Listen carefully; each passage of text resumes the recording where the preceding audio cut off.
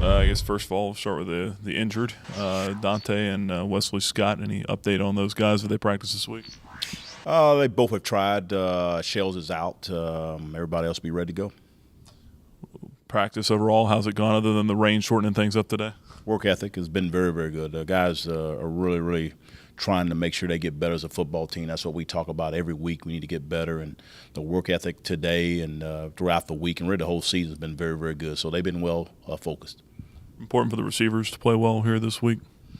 Well, I want everybody to play well. We got to play well.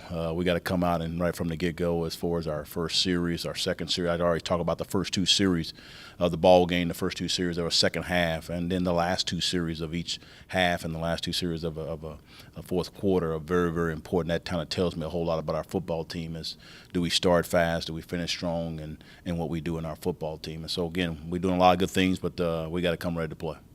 Jaquan get the start at receiver then, Dante? Yes, he'll be at the start.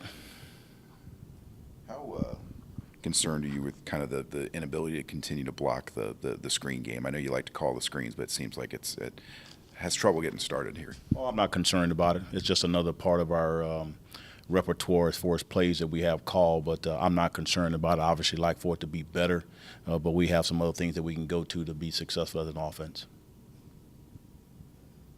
Is it just a perimeter blocking on that? Yeah, it's all as simple blocking. The one-on-one, people got to block their guys and stay on it. And, obviously, throw it maybe 4 times a game, and probably 2 out of the 4 are not blocked well, and sometimes 2 out of the 4 that they're not blocked well, and you still make some yards. So, again, I think we got to continue to work on that, but I'm not concerned about our offense with that situation.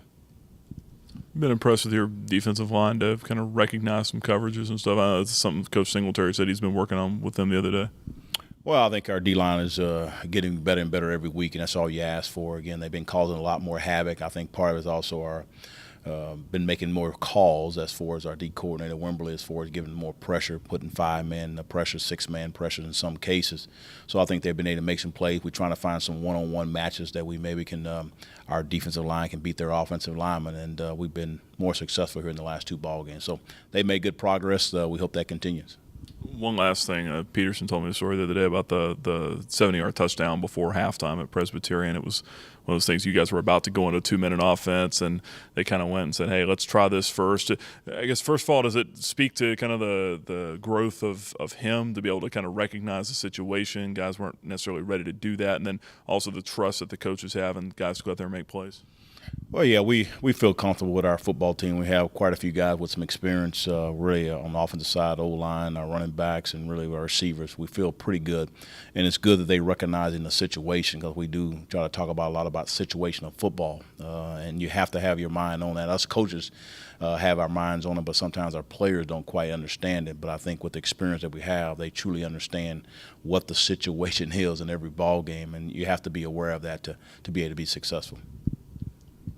Just going back to the defensive line real quick, has it just been more stunts and twists and things like that kind of confusing the other offensive line? I mean, every game we've done stunts and twists. I just think we probably early in the ball game we decided to go a little bit more pressure. Again, maybe 5-man and 6-man versus just a regular 4-man stunts and those type of things. So I think we just became a little bit more aggressive and our players responded.